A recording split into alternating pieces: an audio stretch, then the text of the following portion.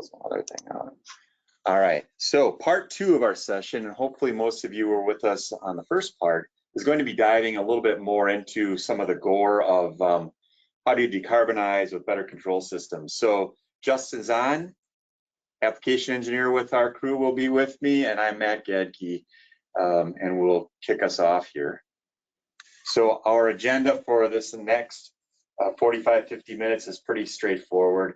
We're going to talk about energy saving techniques, including the controls. And then we have a real exciting session related to installation best practices, things that Justin and I see in and out of things that go well and don't go well, and try to help you make sure that your lab systems, we want to see on the go well direction more often than not. So some good items to put you on the right path as you're laying out your lab, and for that matter, most of your HVAC systems. And as Matthew said, if you have any questions, just raise your hand, let us know. We're happy to address any questions along the way. This diagram on the left is out of ASHRAE, the design guide. And ASHRAE does a great job with information on laboratory systems. So if you don't have the design guide manual, definitely something you want to have. Again, very, very helpful stuff. But on the right, I have a list of different items that we talk about in terms of improving the energy efficiencies of your laboratory systems. So we're going to review a couple real quick. You know, Justin talked about ANSI Z95, and you know, for years and years and years, 3,000 feet per minute or more was our nozzle velocity. But that's changed, where now if you have a lab and you have a wind wake consultant and you can validate that being less than 3,000 feet per minute is safe, you can do that. And if your nozzle velocity goes down, that's less nozzle pressure, it saves you energy on the system. I think Justin said it well. You know, Greenheck is never going to say go less than 3,000 feet per minute. That's the onus is now on you as the engineering community and your resources to help you validate what's safe, which is generally a wind wake consultant. We talked about converting to variable air volume systems. And I'll jump across quick to our virtual lab. And this is a very simple example. If I'm at 100% utilization and all of my air is coming through my hoods and through my general exhaust and through my snorkel, and I'm at 100% capacity, you know, the reality is Justin and I rarely see labs that are at 100% capacity. And most of the time, what you see, you know, some portion of the hoods are closed, and a post-sales, you know, consultant's going to walk up and they're going to say all these green arrows going into the bypass, and they're going to say, man, that's just dollars being wasted because this fan is running at constant speed, just pulling in bypass air, outside air, and using energy, right? So we're going to talk about ways to eliminate some of the dollar signs of air going through that bypass damper. But in terms of the overall system, we'd mentioned when you close sashes, that ANTAC valve in this case closes to ensure you're getting the appropriate 100 feet per minute going in through that sash opening, so that's still safe. But the less air leaving the lab allows us to reduce the amount of air coming into the space. And honestly, that is substantial energy savings. You know, the dehumidification, or in the winter, humidifying it and heating it. So a lower amount of blue arrows saves you a lot of money. And that's really what owners want to see, because it costs a lot to operate these labs. Justin said it well, these are energy hogs, and we want to avoid wasting energy where we can. So as we go through the rest of the bullets, we're going to talk a little bit about alternative nozzle types. We talked a little bit earlier. We're going to look at an example of how you can save energy there. Evaluating the quantity of fans, and this gets back into redundancy to the next level. How more fans can actually reduce the cost of operation. Variable frequency drives. So I showed you this virtual lab, and we're talking about bypass. You know, why don't you just use a VFD on the fan and slow it down? You know, what are the pros and cons? Lower duct pressures. You know, the energy of efficiency is high duct static pressure. So we'll talk about pretty obvious things there. Fan staging, energy recovery, and then some of the real advanced things we're seeing change, you know, out of I2SL is this wind speed and direction and chemical monitoring. I mean, you can go to the nth degree on your lab spaces to cut down the cost of operation. We'll make sure we hit on that, plus some our best practices here. So I just showed you on the virtual lab, so I'm going to skip this, but the idea is, you know, shut your sashes. That's what the owners want. That's going to allow you to reduce the cost of operation of the lab instantly, because you have to cool or heat less air coming into the space. So I'm going to buzz through this. Well, let's talk a few minutes on efficient stack design. So I'm going to pass it over to Justin to buzz through the couple different nozzle types. Okay. Thanks, Matt. So earlier in the last presentation, for those of you who are on, you probably heard me reference this a little bit, you know, about the dilution style type nozzle and then the high plume nozzle. And you also probably heard me say, you know, there is no code in this industry saying you have to have dilution. Again, you know, when people think of laboratory exhaust fans, they think dilution. You know, I work at a fan manufacturer. I think of laboratory exhaust fans. I think dilution. But that just simply doesn't have to be the case. On the screen here, you're going to see we ran a couple of different comparisons, you know, as from the dilution style type nozzle to the high plume nozzle. We selected so you'll see the impact of outlet velocity on brake horsepower. So at 30,000 CFM at about 3 inches of pressure, it's going to be the same fan with different outlet nozzles. And you can see, you know, there's a 47.7 reduction in brake horsepower. And that's pretty significant when you really think about it in energy consumption. And again, we all want to save energy, especially the way the world's kind of turning now. We want to make sure that we are being as efficient as humanly possible. So moving on here now, this is one of the more powerful slides that we have on a lot of our PowerPoints, and it's just comparing, you know, pretty much, you know, one nozzle to the other nozzle. So we selected a fan at 30,000 CFM at about 5 inches of pressure. And we took the dilution style type nozzle and the high plume nozzle, okay? And we, you know, compared, you know, the brake horsepower, we compared the plume height, the sound on these, and, you know, there were some pretty significant differences in the two. So we'll start with the dilution style type nozzle. You're going to notice that the brake horsepower for the dilution style nozzle, it was around 55 compared to the high plume. We are looking at 43. That's pretty staggering when you think about it. And again, you know, because we are entraining more outside air with that dilution style nozzle, in the last presentation I said, you know, we're using more energy, you know, because we're moving a little bit more air. But with that, a lot of people think that using the dilution style type nozzle will typically get you a higher plume height. That's not the case always. Again, as you can see at 30,000 CFM at about 5 inches of pressure, the dilution style type nozzle gave us a plume height of around 50.4, whereas the high plume actually had 54.0, while using far less energy on that. Okay, so the other part that we want to, you know, direct your attention to is going to be the outlet sound. So for the dilution style, 91, and then the high plume 88. You know, so that's, you know, fairly significant as well. As we talked about earlier, obviously we do have ways to combat some of that sound, but you know, when I said in the last presentation is that we want people to do, you know, their homework on what kind of nozzle you truly need, depending on the application. Again, we are in no way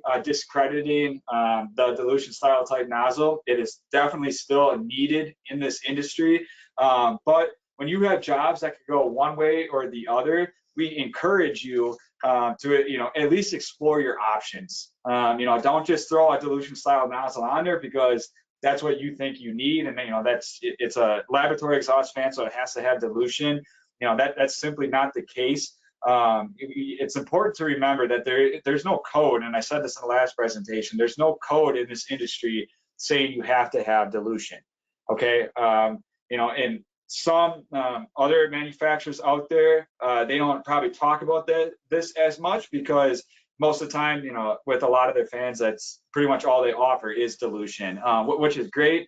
Again, it's definitely still needed in the industry, but the point of this slide is just to let you guys know, hey, you know, there's options out there, and there's more efficient options out there, and we want you to do your homework, you know, work with us, work with your fan manufacturer, whoever you're going through, and explore those options because it might be able to, you know, save you some energy down the line. All right, thank you, Justin.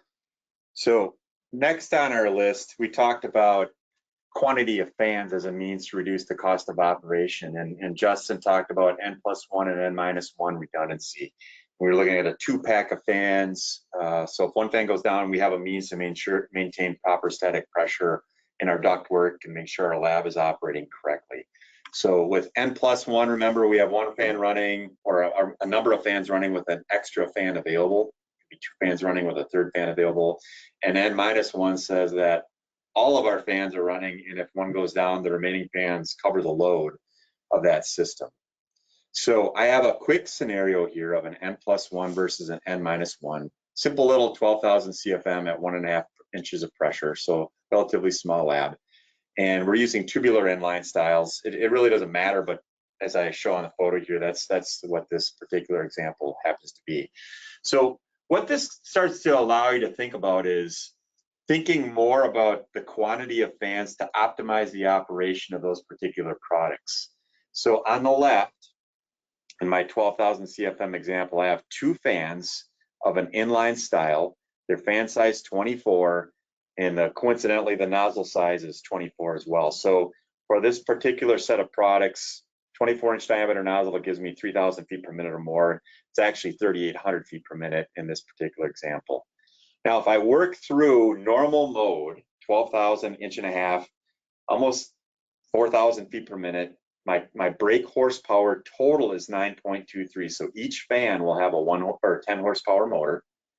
And if one fan turns off, the other goes on, it's still going to be 9.23 in emergency mode.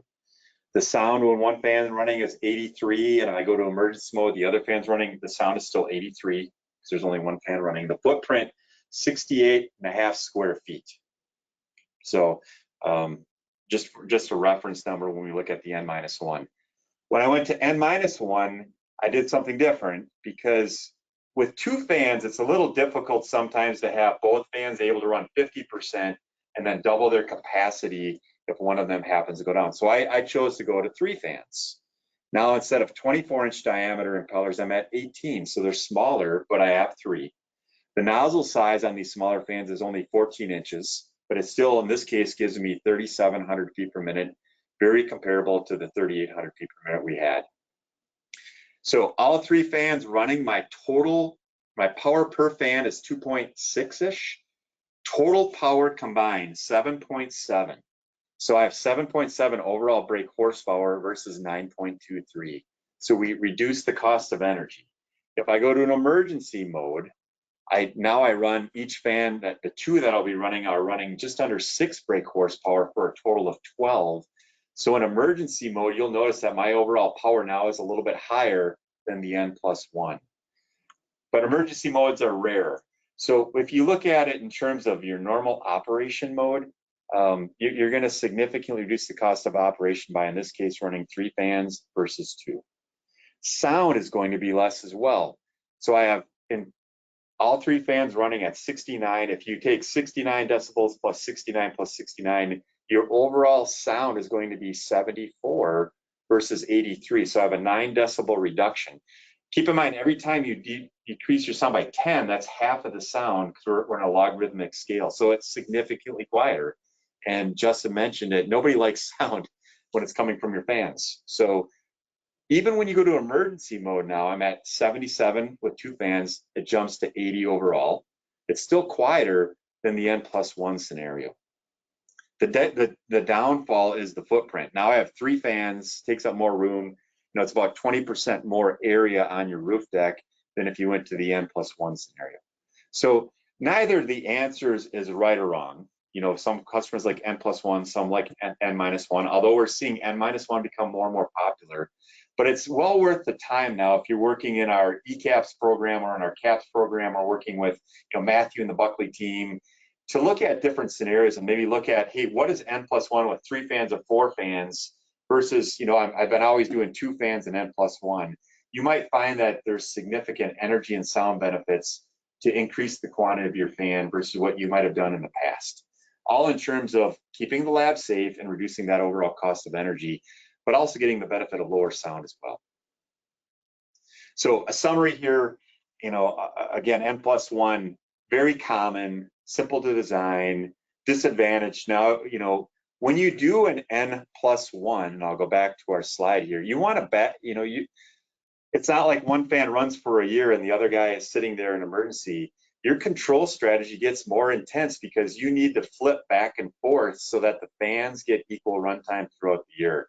So usually we see a control of, at midnight every Sunday, we flip back and forth, and when the lab is in low usage. And so 1 week it's fan 1, the second week it's fan 2, the third week it's fan 1 again, and you make that rotation. So it's a little bit more of a complicated scenario in terms of your controls. On the N-1, you eliminate that lead leg because the fans are always running. They're always on as long as you're in normal operation. We talked about the sound being less, the energy being less. A disadvantage will and could be that in emergency mode, your power goes up. So you might have a bigger motor on those fans than you would with the N+1. But again, that's only for emergency mode applications. So good thing to keep in mind. Now, reducing energy while managing duct static pressure. We have a handful of things here that allows us to look at the operating system, and in many cases you can reduce the cost of operation by lowering your static pressure in your duct system. So let's work through a few of these. First one, we talked earlier about the modified Briggs equation and this 3 times velocity times diameter divided by wind speed. So a caution that I have is that I'd mentioned, we have these lab systems and we're closing sashes, and the fans are just running away at 60 hertz all day long, and we're just using a bypass damper, and we mentioned these green arrows are like dollar signs. So you might go, why don't I just put a variable frequency drive on the fan and slow it down versus using bypass air? And technically that's fine, you can do that. The risk is that your plume rise will go down. So the Briggs equation shows that very easily. Your nozzle velocity, whatever that is, 3,000 feet per minute or more, is directly tied to the RPM of the fan. So if your fan goes from 60 hertz to 30 hertz and you cut the flow in half, the velocity is going to go from 3,000 feet per minute to 1,500 feet per minute, and your plume is going to be less. So if that works for you, no problem. But at 1,500 feet per minute, nozzle velocity brings fumes back into your building, then now you have a problem that you're going to have to deal with. So what you're going to start to see is that there are control strategies now that use some percentage of velocity and RPM control to a safe level, but then we'll start using the bypass beyond that. So let's talk about that a little bit. And I have another precaution that goes into this first. When we talk about lab systems and duct static pressure, we're operating differently than normal fans that you're used to. So I have a fan curve here on the right. You can see 0 CFM up to 14,000 CFM, which is just arbitrary, and up to 6 inches of water gauge in the y-axis. And you have your fan curve, which is the red curve. It's like 1564 RPM. It goes down to a free air of a little over 13,000 CFM. We have the basic system curve, which is this blue dashed line. You have your operating point, which is the circle, and you can read up to this dashed line and say, well, yep, we're at 9 brake horsepower, and everything's normal on the fan curve. But the way that you move on the fan curve is different than traditional fans.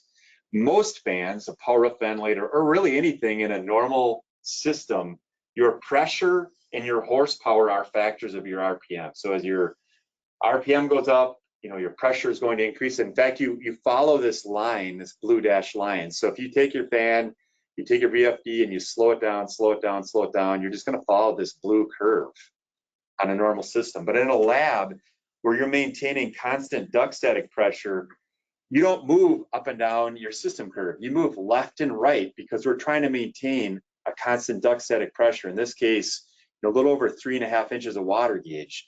So when you take a VFD and slow it down, you're moving to the left in this particular case, or you're moving to the right. You're not moving up and down the fan curve. So it creates some things you have to be cautious of. So an example, here is a simple lab doing 12,000 CFM, and Matthew Halley helped pick this one, and the nozzle velocity was 4,000 feet per minute, well above the threshold of 3,000 feet per minute. So a very good selection. And in this case, now as an engineer, you want to be able to figure out how to reduce, flow in the system because sashes are closing. And what we would do traditionally, I'd mentioned, is we just use bypass damper control. So if I'm going from 12,000 CFM in the lab and now I only need 10,000 or 8,000 or 6,000, we can do that with bypass dampers. A bypass damper can do 50% to 75% of the lab flow. So you could definitely handle a bypass damper to do that. But you might say, well, that's a big waste of energy. Why don't I take a VFD now? And when I'm in a situation where I only need 9,000 CFM, maybe that's on evenings, I'll take a VFD and I'm going to slow this fan down from 12,000 to 9,000. And with the static nozzle, you can see over on my right, that 25% or 33% reduction in my flow reduced my nozzle velocity. Now, I'm sorry, 25% reduction in flow reduced my nozzle velocity from 4,000 to 3,000 as well. So what you end up finding is that you can slow the fan down with a VFD and still have a safe nozzle velocity, assuming 3,000 is appropriate nozzle velocity for you. And if you have to slow down even further now to 6,000 CFM, now I can manage that with the bypass damper. So the control strategies that we're using use both. If you can safely slow the fan down with a VFD and maintain a safe nozzle velocity, we program that in. If for some reason you always need to maintain 4,000 feet nozzle velocity, our programming will say, okay, all we're going to do is bypass control because we need the flow out of the fan to maintain the 4,000 feet per minute. So we have flexibility, and controls contractors now are doing this more and more and trying to make sure that they can use the reduction in fan frequency and RPM, which reduces sound, reduces energy, all good, plus then tie in bypass damper. Now, you have to be careful where you're at on the fan curve, because in this particular selection, again, 12,000 now at 6 inches of pressure, I can slow my fan down, but you're going to go into stall really, really quickly because you're not very far away from the surge line. So I've had calls from customers that said, hey, when we go into, we're reducing our fan, we're using a variable frequency drive to slow it down, and the whole system starts to shake and surge and make bad noises. It's because they're too close to the stall line when they start to make these changes. And when I'm going from 60 to 50 to 40 hertz, all of a sudden we go into this gray hatched area, which is no man's land, and all heck starts to break loose until they speed the fan back up and get back out into a stable part of the fan curve. So be careful that you just don't assume I can slow these fans down all the time and everything is great. This is when it's important to look at your fan curve and make sure they're not too close to the stall line, because in this case, you have very limited ability to slow the fan down. In this selection, you're pretty much in bypass air land for the most part. You're going to run the bypass damper to pull in the amount of air you need to offset the flow that's not coming through your sashes anymore. The other is static pressure reset. So Justin and I, in fact, just recently, we were working on a lab, and it was, I have a simple lab up here on the upper portion of the screen with 3 hoods and the Antec valves, feeding this particular fan that's exhausting air up and above. But in the scenario we were working on, about 200 yards away, they had their own, another hood that was pulling from the same system. And the challenge that they had was creating enough static pressure at the fan to not only deal with the chemical fume hoods that were really close to the fan, but also dealing with this nozzle and valve that were a mile away. And that's tricky, and you're going to hear this afternoon. Venturi valves have a range that they need to work in. Roughly speaking, a lower pressure valve might be 0.3 of an inch to 3 inches. So what you end up having the problem is that when you have a hood and a sash a long distance away, you can't have too much pressure at the fan because you're going to get out of the operation zone of the products that are too close. But if there's a long distance, you might not have enough, you might not have the 0.6 of an inch of pressure to make this valve work as well. So that was the case we were dealing with, is they couldn't find an operating point that made everybody happy, either at the beginning of the run or close to the systems, or the fans at the end of the run. So what they were working on now is how do you clean up their duct system to allow them to have a little bit more pressure on that hood that's a mile away from the rest of the system. So that happens. The other thing, though, that I'm seeing more and more is I think in that case, they probably went to a low pressure valve and they cleaned up some of the duct things. But I'm also seeing now where they're looking at some of these remote, valves and hood combinations and say, hey, maybe there's certain times or, let's do most of our work up here.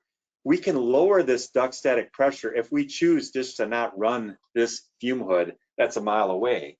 So instead of trying to maintain 4 inches of duct pressure, let's slow it down on nights and weekends or times when we don't need to run this hood and run the system at 2 inches of pressure. Significantly cut the cost of operation of that fan and make sure that we have enough pressure to operate these hoods that are within a proximity of our product. So that's static pressure reset. Changing your pressure in flight with your building management system, and then openly realizing that we're going to shut off some of these hoods that are a long distance away and not worry if they don't have the appropriate pressure. Just don't use that hood. So those are opportunities to reduce the cost of operation. Now, the other big change that I've been seeing, there are manufacturers now that are doing concentration monitoring within the space. So if Justin and I are in here, we're doing some experimentation and we're really clean, we're not spilling a lot of stuff, and the space is in good order, there are control systems now that say, hey, everything's good in this room. Let's reduce the air change rate of this lab because the air is clean. If all of a sudden I spill chemicals all over and there's a high concentration of fumes, the building management system through some of these specialized controls might say, okay, we need to ramp this thing up. And now the fan's going to speed up and we're going to make sure that we're doing maximum utilization of those hoods and sucking the fumes out of the space. So it's a lot simpler than what we were looking at with the virtual lab. But this is where Matt and the Buckley crew can help you get to the right products for those different applications as well. So next level of fan control is sequencing. So I have a lab here. This happens to be out in the Boston market as well, where we have a 4-pack of fans that are operating this particular case, and we're going to be sequencing them on or off. So if you call the virtual lab, Justin was running fans and closing sashes, and again, we're just basically offsetting the flow of the hoods with bypass. Now I just mentioned using variable frequency drives, which you can do as well. But at some point, these systems get so big, and there's such a variety and change in flow, you just can't control it with a VFD anymore. What you want to get into now is turning fans on or off based on demand. So in this case, I have the ability to run 1 fan up to 4 fan. And if you look at it in terms of a fan curve, each of these little curves represents a fan. So the blue one is fan 1. It's kind of orange and silver or gray, and then this, I guess, gold. And every time you turn a fan on, you add another percentage of capacity. So from fan 1 to 2, you double it. From fan 2 to 3, you add 50%. From 3 to 4, you add another 33% capacity. So it's optimizing the fan operation based on what you truly need in the lab. And recall that I mentioned earlier, I have rarely seen a lab that's designed and you're at 100% utilization. Usually all 4 fans are running, we're just blasting in bypass air. And that's created a whole new business for these aftermarket consultants that say, man, you're wasting a lot of money. Let's optimize the system. So how does staging work? I have a simple N+1 system here, 10,000 CFM lab. I have 3 5,000 CFM fans, so 5, 10, and the third fan is off. It's in standby mode.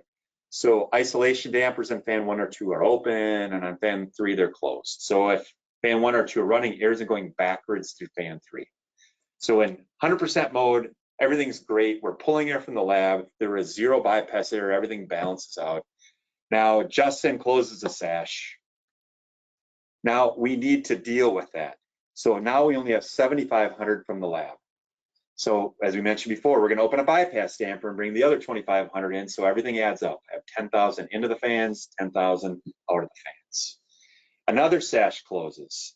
Now it's 50-50. I have 50% of the air through the bypass damper and 50 through the exhaust plenum, and I have the 10,000 capacity at the fans. Everything works great. So what sequencing would do now is if Justin closes another sash, and now we only have 4,500 need from the lab, we're going to shut off fan number 2 and just say, okay, one fan does more than I need to handle the lab flow. I'm going to just bypass 500 plus my 4,500, and I have 5,000 CFM of fans to make this system operate. In those periods of time now, your sound is cut in half, your energy is cut in half.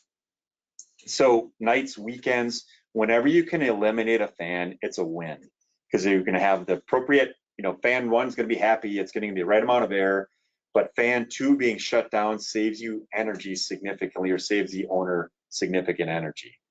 Now, what happens when you turn things back on? I think I have that scenario here. This is the tricky part. What you want to do, and what Justin and I'll see, is folks having issues with turning fans on and off. When you decide to turn fan 2 back on, your sequence of operation should not be open this damper, wait 30 seconds, and then turn on fan number 2. Once you crack this damper, fan number 2 is going to be doing 1,000 RPM backwards instantly. And when you hit power, it's going to have a lot of bad repercussions. It could damage the motor, bearings, impeller, because that wheel has to go backwards and instantly turn forward. Could have a big amp issue as well, and electrical problems. So your sequence of operation should be, when I turn fan number 2 on, hit the power for the fan first and get that fan rotating, and then open up that isolation damper. The damper is fine if the fan is running. You're not going to damage the damper, especially if you use heavy duty control dampers. But that's probably one of the biggest things we see, is people go, yeah, I stage a fan on, I hear a big clunk, and I seem to be going through a lot of motors and bearings. Bad, bad, bad. Don't do that. Turn the fan on first, then turn on the isolation damper. And then, for fan 3, you do the same thing. Turn on fan 3, open up the isolation damper. It works out great. When you shut fans down, do the same thing. Turn the fan and the damper, shut them off at the same time, and you will be fine. The dampers have spring returns, so the isolational damper will close quickly, and you will be up and on your way.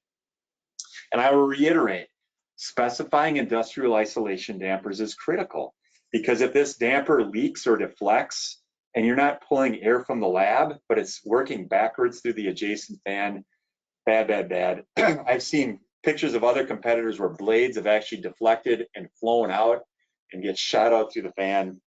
Bad stuff. But that's a good way to save money. Pick a cheap damper, and your upfront capital cost goes down. But your maintenance people are going to be on the roof all the time, and you as engineers are going to be going, well, where did all my air go? It's running backwards through and short circuiting your system because your dampers aren't working correctly. Chemical sensing and chemical monitoring. This is the next big trend that we're seeing. So many of you probably are associated with IQSL, obviously with ASHRAE as well. But what chemical sensing and monitoring is in many cases today, it's a post-sales application. So I'd mentioned we see all these labs designed to do an incredible amount of air, but they're only doing like 50% of that. So a consultant is going to go out on that roof and say, boy, I can save you some money. Let me do some chemical sensing. What's actually coming out of that stack? How bad is it? So they're going to put sensors in the stack, in the air intakes, and say, boy, you really have, the air is clean. We don't need to be shooting it up 50 feet into the air and wasting all of that energy. So they're going to look at that, what's coming out of your system, what's in the lab itself. Heck, for all we know, maybe there's no experimentation going into the lab and it's just clean air. So, and the system is ramped up, we're going to be able to now slow that system down, reduce the cost of energy at the fan level. We get calls all the time. Folks, they go out and they find a lab system, say, hey, we're working on the system. Can you tell us what it was designed for so that we can put our aftermarket control system on to slow it down? Happens quite often. Wind speed and direction. This is interesting as well. So what's happening now is the owners are hiring wind wake consultants saying, well, along with monitoring the chemicals, understanding which way the wind is blowing. So if in this case, the wind rose, in the upper left here is showing that most of the wind is from the west-northwest most of the time. There's not very much wind in all these other directions. So if the wind's blowing from the west-northwest and that's blowing across a lake, you don't really care how high the plume is anymore because there's nothing downstream of you. But if it's blowing into a dormitory, you are more careful, and we have to get that plume higher. And let's say the wind does a 180 and goes from the east southeast and it's blowing across the lake. We might be able to slow the whole system down. So in other words, these systems are becoming more and more, they're having some more smarts to them. Intelligence that are looking at all of these factors, from what's in the airstream, how fast is the fan running, where are you at on the fan curve, which way is the wind blowing. All of this stuff is getting poured into your building management system. But what I want to, I think it's all cool, but remember, our number one goal is safety and making sure we have duct static pressure, and that the system has to work too. You can't just shut it all off because the wind's blowing the right direction. You still need to maintain duct static pressure so that when you open and close a hood, it's safe. So don't let all this stuff prevent you from getting the core job done of making sure your lab is safe. This is just auxiliary things that might be able to help you reduce the cost of energy. Now I'm starting to see this becoming more and more. For example, California, Massachusetts, you have some pretty strict, stringent energy laws as well. But in California, some labs, and depending on the size, you actually have to do this or have some other type of energy saving concept designed in, whether it's energy recovery or doing wind speed and direction monitoring. So I think it's a 10,000 CFM threshold and bigger. You can't just get away with plunking a fan on and using the bypass damper anymore. It's just not acceptable in some markets. Energy recovery. So we didn't cover this a little bit. Matt talked about energy recovery, but it's very highly recommended and used, especially on bigger labs. Now I have a couple different styles. Enthalpy wheels, not a good idea, because you can contaminate the air coming in. There are some manufacturers that are all for enthalpy wheels.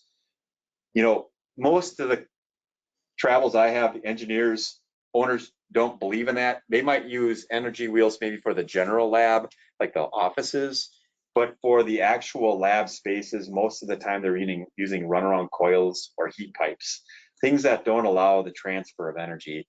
I have a heat exchange plate here, debatable. But you could still have leak points within that core that could get back into your building. So it's good to save energy. It's not good to poison your building to save energy. So, avoid doing that. But a simple approach of how this works, and Matthew was talking about energy recovery with custom. It really doesn't matter what's happening on the exhaust side. We're pulling air out of the lab like we have always been. We're just introducing a coil of some type to capture the energy of the exhaust and bring it over to the supply side. So generally that's a big custom air handler. So Wisconsin today, it's 90 degrees, humid air. That air is coming from the outside. All along, we're blasting out 70-degree air. We want to take some of that 70-degree air and pre-cool what's coming in from the outside. And just the opposite in the winter, when it's minus 10 here, we want to preheat that air before it gets into the lab space. So it's a good way to save some energy.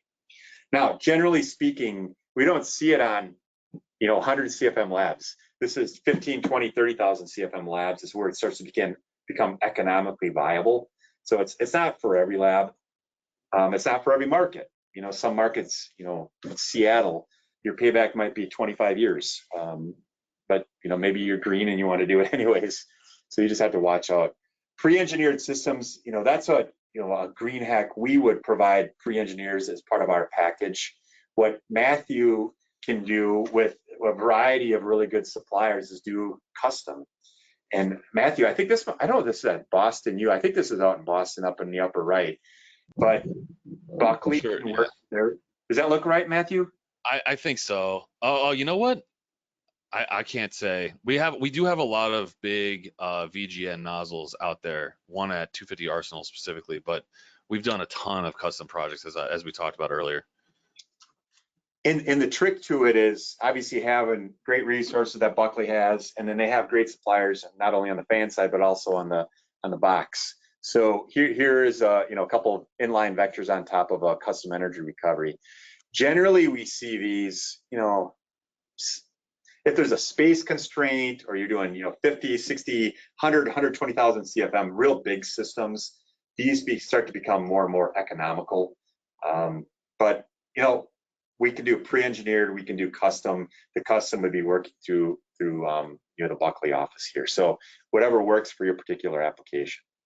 So best practices in the last couple of minutes, we have about 5-6 minutes left before we wrap this up.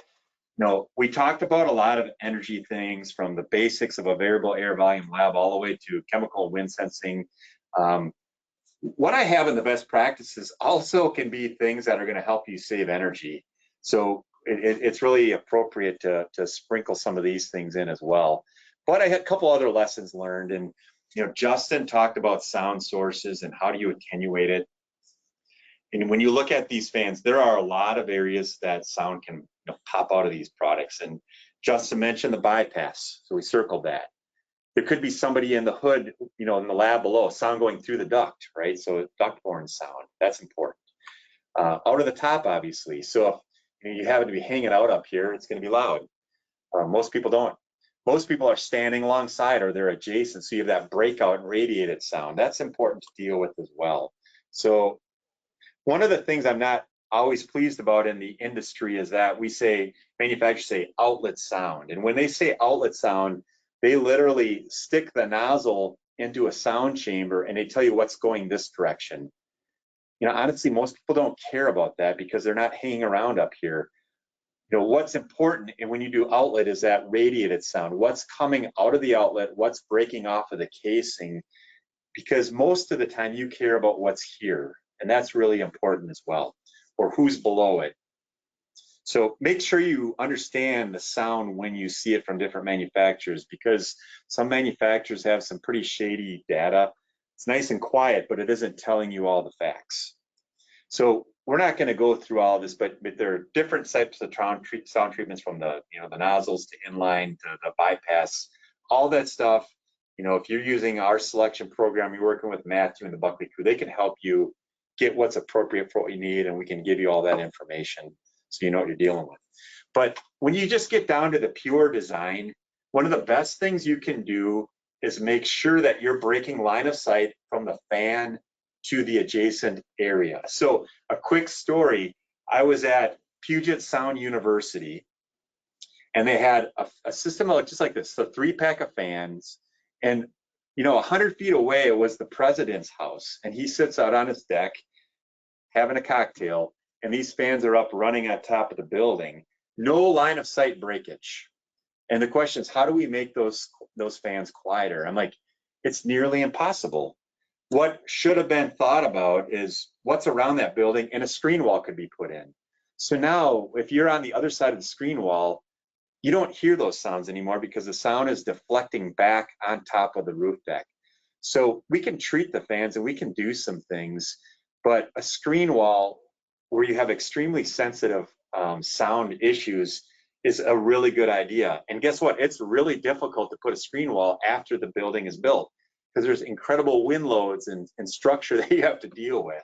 So we help solve that problem, but it would have been made a lot easier just kind of thinking ahead, put that screen wall in, and that solves a big situation and prevents a lot of challenging problems later.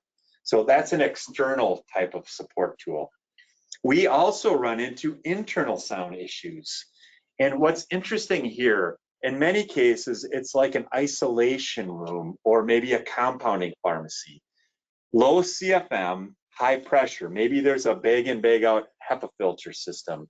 So you have a small fan doing a low flow, has a little bit of pressure, and honestly, it might only be like 71, 72 decibels at the hood or in the space. But you might all realize this, many of these researchers are very sensitive. They may not like working around other people. They don't like noises that are unique. So then they'll start calling the owner of the facility and say, hey, there's something wrong. It's too loud. It's too loud. And it might, again, only be 70 decibels, but it's too loud for that researcher. So be careful. This is where a fan group person, I always say, run straight duct, run straight duct. But sometimes straight duct isn't a good thing. If this fan is directly over the hood and it's 70 decibels, it's going to go right into that hood and just shoot out into space. Sometimes it's good to have a couple elbows and put, an elbow silencer or an inline silencer to break the sound down. It is hard to fix this after the building is up and running to reduce sound. Maybe you can put a silencer in, but be thinking about that. Another example I had, I was on a university system somewhere around Chicago, and they said, man, the president of the, I'll go back a screen, the president is complaining about the noise. The fans were directly over the president of the campus's office. So they had fans above his head. There was high velocity ductwork and rumbling. So, you know, the proximity of this equipment relative to other people of importance is good to think about too. Hard to fix afterwards, but that's, you know, those are challenges that sometimes come up. Pretty rare, but when they do, you have to figure out a way to deal with them. But all things to be thinking about going in. Appropriate structure, also very, very important. If you don't have this book, I'd recommend getting it. It's Noise and Vibration Control for HVA Systems by Mark Schaefer. It's been out for 15, 20 years. Fantastic information that'll keep you out of any type of challenges. So one of the most simple things that they talk about is mounting fans on dunnage or steel, structural steel. And his diagrams are extremely easy, but boy, I'll tell you what, when you look at from poor to best, most of the time what I see in terms of mounting on structural steel, it falls into the poor or maybe the fair. And you see a trampolining effect here where we have I-beams, we have equipment, and the equipment just oscillates up and down versus all the way to the best where you have appropriate structure so that that vibrating equipment just, it's on a support platform that's not going to move. So I have an example here of a job that we worked on. This is a big system, and you can see this structural steel. This one fell into the poor bucket. So all of this structural steel was supported on the perimeter, but in the middle, there was no structural support as well. So you had this giant trampolining effect. So we went out there, we put vibration sensors on this particular product, or on that platform to see what was going on. Because what they were saying is that while, you know, 2 fans were running, the 3rd fan was actually vibrating. And it wasn't even in operation. So let me click this quick. So we, you know, this maybe over exaggerates the movement, but it tells what we were looking at, and that the perimeter was pretty well stable, but the middle of this structure was basically just going up and down. So when 2 fans run, the 3rd fan would just run, it just shake, and it was vibrating the motor and the bearings apart, and that fan wasn't even running. So what they had to do in this particular case is go add structure underneath the center of the fans to eliminate that oscillation. Again, you know, it looks obvious now, and sometimes you just don't think about that. But when you have massive equipment that's operating, you have to make sure that you have appropriate structure so it doesn't cause a long-term problem. So lessons learned, good stuff that you don't want to deal with later. Simple to deal with just by adding a little bit more structure underneath the center of that product. Now, invasive flow stations. Here's another. Matt, let me ask a question really quick. This is a question we get a lot on the engineering side, so I want to point this out. What you're saying is mount on the vector curb, number 1, right? Yep. And then number 2, we test these fans on their vibration qualities. So we do not require isolators underneath these fans. Correct. Oh, okay. Absolutely. Yeah. So I just wanted to point those 2 things out because these are questions we actually get all the time. So it's a great question. If you took any of these 3 fans down and ran them on like a vibration test stand, flawless. But when you introduce things in a system that, like literally the 2 fans running are smooth, the 3rd fan just like vibrates, it's amazing, and it's just sitting there. But it's because it's transferring through the system that wasn't intended. So use a curb, make sure you have the perimeter of that curb supported. You know, they have the perimeter of the structure supported, just unfortunately didn't support the product itself in the middle. Invasive flow stations, very quickly, these are aftermarket probes that go into the inlet to monitor airflow. Today, this was very, very common years ago, but what we end up finding with these flow stations, and you can see one on the left and one on the right, they work really well, but what ends up happening is that you're gonna find you're gonna lose 10 to 20% of the performance of the fan because of the blockage. Now, the good news about this is because we started to promote this problem, manufacturers that make these flow probes have done a much better job to make less invasive ones that work pretty good. But the fan industry also has what's called piezometer rings. So a piezometer ring just mounts to the venturi. There's nothing blocking the air anymore. You can simply tie this into a static pressure transmitter and you can calculate the flow, or a test and balance contractor can read you. We have a little equation here. They can put a magnet helic gauge on, figure out your change in pressure and do the math real quick to figure out what the flow is of the fan. So good technology. This technology has been around since the 60s from Buffalo Forge designed it years and years ago. And now most fan manufacturers piezometer rings, but a great thing to have specified on your systems to make everything easier from test and balance, just to understanding what the flow is. I think this is the last but not least. I don't even know how to explain this. You look at the ductwork on the right. The back duct kind of looks nice. It goes in and goes down into the fan, but for some reason, the duct closest to us has a couple of extra turns, so the air goes down, up, down, and causes a lot of turbulence in the bypass plug of these fans. So, these are just more common sense things. This is added pressure, added turbulence that's just going to impact the overall performance of your fan. The other thing, very, very important, is we always recommend 1,500 feet per minute or duct velocity or less to avoid any type of system effects that are going to impede the performance of the fan. So keep your duct velocities down, try to keep the duct intake straight. That's just going to make your overall performance better. And that's what we want. We want to have less challenges and make these systems run as efficiently as possible. So that concludes what we had today. We ran a little hot on that particular session, but we have a few minutes for questions. While you're jotting your questions, this is not a very short person, but a 6 foot dude here standing next to some incredibly big lab fans. That was at a semiconductor plant, but you can just see the magnitude. Justin mentioned motor axis. These motors are 12 feet in the air. You can see how big the bypass dampers are as well. So they can be pretty substantially large overall. So is that a VKMD 54? That is a 54. Yeah, we have 3 of these coming into Boston. It's being rigged on the 17th of August.